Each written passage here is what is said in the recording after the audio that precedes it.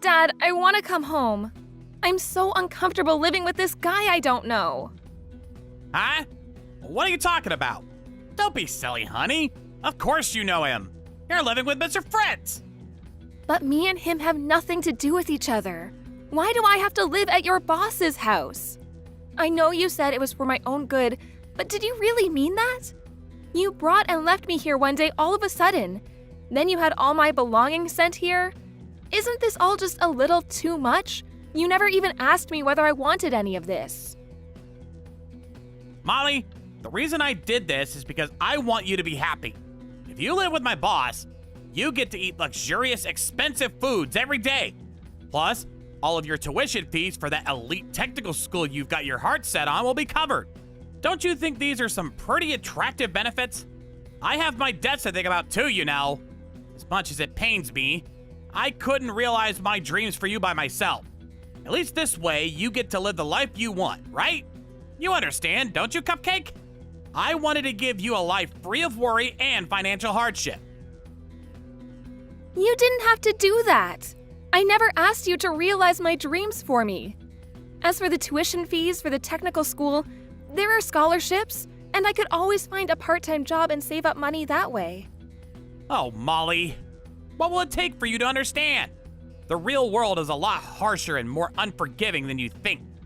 Anyway, living with your boss isn't worth any of those things. I hate it here and I want to come home. He always stares at me with these creepy eyes. It makes me so uncomfortable you wouldn't believe. I feel like I'm constantly looking over my shoulder and worrying about what he'll do next. Please, Dad, I'm reaching my emotional limit. Like hell he'd do something like that. Are you claiming my boss is some kind of weirdo? Don't insult him like that. It's the truth. Please believe me. I don't have any friends in school, so there isn't even anyone else I can talk to about this. I feel totally alone. I'm begging you, Dad.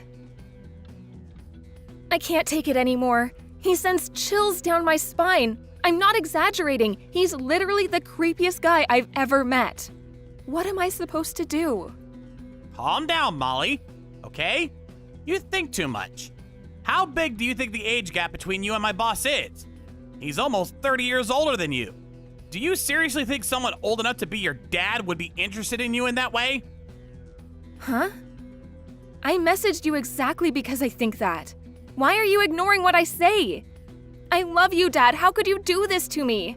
What's going on with you? What are you thinking? I don't recognize you anymore. I'm your own daughter. I'm telling you I'm struggling and need your help, and you don't even believe me? You're the worst. Sorry, Cupcake. I'd love to do something about it, but that's just not going to be possible given my position right now. I mean, I already moved house, which is why you have nowhere to live except my boss's place now. What? What did you do with the house? I sold it. Oh my God, are you joking? That house was full of memories of Mom, and you sold it? You sold it without even telling me. What else was I supposed to do, Cupcake? I was late on my debt repayments and they weren't gonna pay themselves. Your mom is probably cheering me on from heaven, you know? She wouldn't want to see me struggling financially. Why didn't you even talk to me about it? Surely that was the least you could have done. That house was full of our memories together as a family. It was the only place I truly felt at home. The only place I felt like Mom was still somehow with us in some way. Why would you do this? So you could go and live with Mr. Fritz. Listen to me, Dad. Is there really no way I can come and live with you? Was this really just so you could pay off your debts? Of course it was, Cupcake. You wouldn't lie to me, right? You wouldn't hide anything from me, right? Like I said, you're living there to help me pay off my debts. Listen, the bottom line here is that you have nowhere to live except Mr. Fritz's house. And there's nothing either of us can do to change that. You only have 6 months of high school left now. You do want to graduate high school, don't you? If you moved out now, you'd have to drop out of school. And you'd enter the world of work as a middle school graduate. Do you know what that kind of life would look like? Do you? Is that what you want? If it's not, then please get through this somehow, Cupcake. Do it for your future. You probably just feel anxious because you're not used to living with my boss yet. He's a great guy, you'll see. If you could just do your best to hold out a little longer, taking things one day at a time, I'm sure you'll get used to them. If you don't, and after you graduate high school you still want out no matter what, then I'll consider some other options, okay? I want you to remember that I'm on your side, Molly, and I never abandon you, okay? Molly, where are you? Hey, answer the phone now! I won't. What the hell did you go and do? I just heard from my boss. He said you escaped? What the heck are you playing at? What do you mean, what did I go and do? Do you have any idea how much he terrified me? He made me go out to a fancy restaurant with him on my birthday.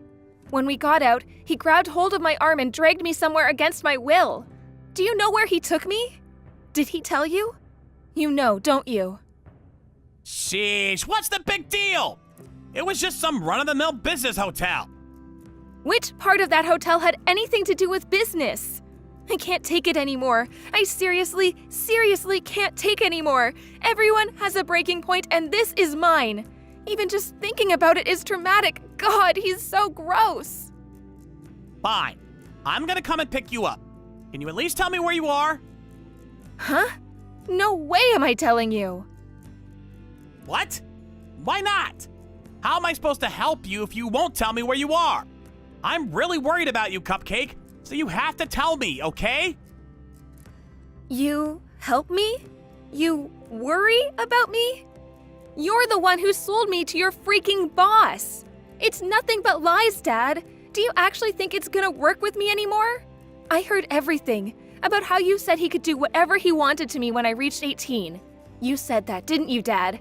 In return for him reversing your dismissal from the company and having him take over your debt repayments. You sold him to me in return for all of that, didn't you? Don't be ridiculous. You don't really believe that, do you, Cupcake? What kind of dad sells their own daughter? You. It was my birthday today. You knew that when you sold me. I don't want anything to do with you ever again. You could disappear off the face of the earth and I wouldn't care. I wish you at least had the decency to get the hell out of my life before you put me through this hellish ordeal, though. Get out of your life? You're just being silly now. Anyway, get back to Mr. Fritz's house at once. Your whining is tedious, and I'm done listening to it. Did you hear me? I said get back to my boss's house right now. Can you do this for me? For your dad? Please, Cupcake. I won't go back, and I won't do anything you say. Someone more important than you or your boss helped me out. It's all over now. Huh? Someone more important than me or my boss? What are you talking about? I'm your dad, which means I can do whatever I want with you. Is this how you repay me for all the time, effort, and money I put into raising you? With spite and disobedience? I don't want to believe it, that you don't love me. It was such a shock because I loved you. And I mean, what daughter wants to accept their own dad would do something like that to them? But you know what? I'm actually pleased. Because there's nothing more reassuring than the promise of one's own safety. And I have that now. Bye. Hey! Just you wait! Molly! President Cooper, Oh, I see you still haven't been arrested. I'd appreciate if I could speak to you one more time about the matter of what happened recently. I want to ask if you'll at least allow me the privilege of meeting my daughter one last time. Mr. White, my old employee, what are you talking about? You don't have a daughter, do you? Please, sir, respectfully, but I don't think this is the time for jokes. I'm talking about Molly. I implore you not to believe a word she says. It's nothing but baseless lies and deluded fantasy. She lost her mother at a very early age, and as a result, she's very emotionally unstable and has a tendency to say inappropriate things. That's why I need you to believe me when I tell you neither me nor Mr. Fritz have done anything worthy of criticism. You were never any good at your job, Mr. White, and you were one of the least enthusiastic employees I've ever seen. In spite of that, I still believed in you for some reason. but I had no idea you were the kind of dirtbag who'd sell your daughter. Sir, I must reiterate my previous point that I did not, in fact, sell my daughter. I'm not interested in hearing your excuses. You just said Molly's claims were deluded fantasy, didn't you? Me and my wife just saw her running away from Mr. Fritz, one of our former executives and your old boss, at a hotel. If what she's saying is deluded fantasy, what do you suppose it was that we saw? Baseless lies? Emotional instability? No, certainly, sir. You make a compelling case, and wow, I must say, you put it so eloquently, too. Truly a man worthy of the esteemed title of CEO. The problem is that the story you post seems to differ slightly from the version of events I myself was aware of. Do you still have no idea the gravity of what you've done? You sold your own daughter to your boss for no other reason than to pay off your debts, concerned with nothing more but your own self-preservation. Mr. Fritz has already been arrested. I find the thought of people as depraved as you two working at my company quite frankly terrifying. And I will stop at nothing to ensure your total eradication from the company ranks once and for all. President Cooper, what's going to happen to me? I won't really be arrested, will I? Isn't there anything you can do about this? You know, pull some strings, make some phone calls? You're a very powerful man, after all. Please, allow me to take this opportunity to once again apologize sincerely for my careless mistake 2 months ago that led to our company losing a major client. I swear to commit my life to serving you and this company to the utmost of my ability. Please, allow me another chance to prove myself and make all this go away somehow. I'll do anything. Being allowed the great privilege of entering this fine company was the only thing I've ever been proud of in my entire life. Give it a rest, you sniveling weasel. You prioritize your own financial well-being over your daughter's physical safety and mental health, and you call yourself a father? She's your flesh and blood. I feel genuine horror when I reflect on what you did.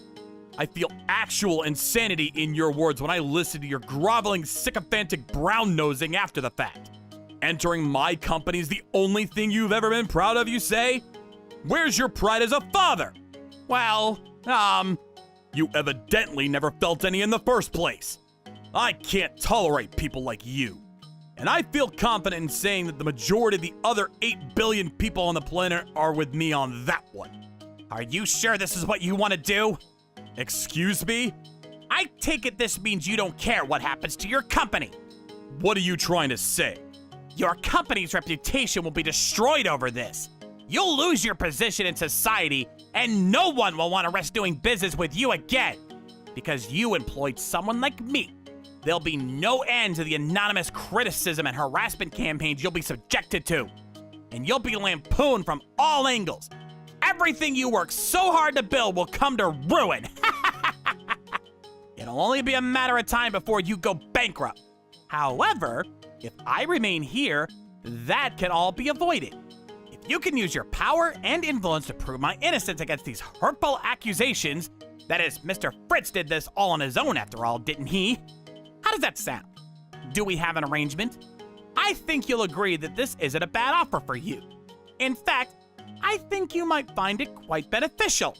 You're a smart man, Cooper. I think you understand what I'm saying. So what'll it be, President? Will you work with me on this? I see. Interesting. Not a bad idea for someone so bad at his job, huh? Sorry, Mr. White, but the only outcome I'm interested in here is one that involves you being behind bars wearing orange. Huh? Please, look at this online news site. Hang on, I'll send you the link. Silicon Valley CEO rescues 18-year-old high school student is the name of the article. Huh? What? Seems like it's going viral. I caught a glimpse of it on both the local and national news programs too. It really seems to be doing the rounds. No names have been released, so pretty much nothing has changed at the company for me or any of the employees. Did you read the article? They're singing my praises like you wouldn't believe. You should take a look. It's very relevant to you. Whoa, whoa, whoa! Hold on a second! This has to be fake, right? Don't you think the contents are a little too accurate for it to be fake? not a hint of criticism or a single negative portrayal of me. This can't be happening. Anyway, even if my company did go bankrupt, I'd just start over and rebuild from scratch. I am in the very favorable position of having more money than I know what to do with. Not to mention the many connections I forged with key players in the industry over the years. Your fate is already decided. President Cooper, please! I'm begging you! Please, help me somehow! There has to be something you can do! I don't deserve this! I'm about to take these chat logs to the police station where they'll be submitted as evidence. Would you like to add anything final before I do? Forgive me for cutting the conversation short, but you're irritating me now. Please do something! Anything! I'm begging you! Now it's your turn. I'm selling you to the police.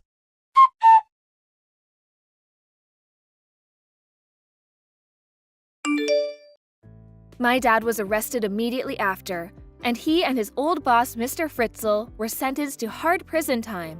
I was so overjoyed and relieved by the news that they wouldn't get out for at least a few years that I cried. When Mr. Cooper, the CEO of my dad's old company, stepped in to help me, I asked him, "Why would you help me, a complete stranger?" As human beings, our highest priority is ultimately ourselves. And while those around us may be in trouble, they're still just strangers in the end.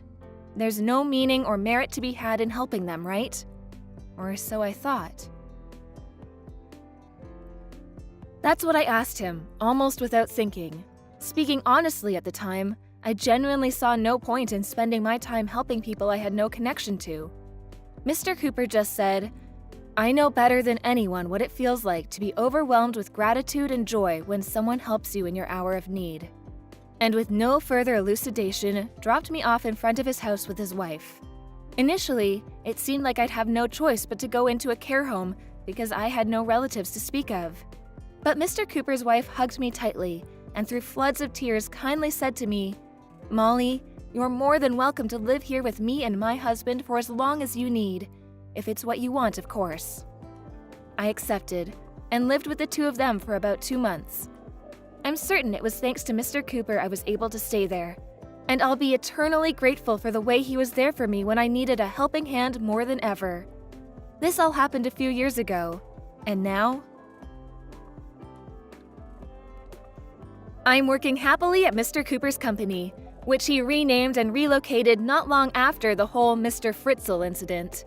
The new HQ isn't too far from Mr. and Mrs. Cooper's house, which gives me great peace of mind in the event that there's any kind of emergency. He stressed empathetically that I didn't have to work at his company out of any obligation to him, and encouraged me only to stay if it was what I truly wanted. But what I truly want is to repay the debt of gratitude I owe to the man who saved my life. I still think about what happened back then from time to time, back when I had no friends or a soul in the world to rely on, and even my own family couldn't be trusted. I'm so happy now that that period in my life almost feels like a dream. Now I'm blessed with a workplace that's full of laughter, a close group of friends the same age as me, and a new family. I want to continue my life with a positive, outward-facing attitude. Just like my role models, Mr. and Mrs. Cooper. Thank you so much. Thank you for watching. Don't forget to hit the like button and subscribe to the channel.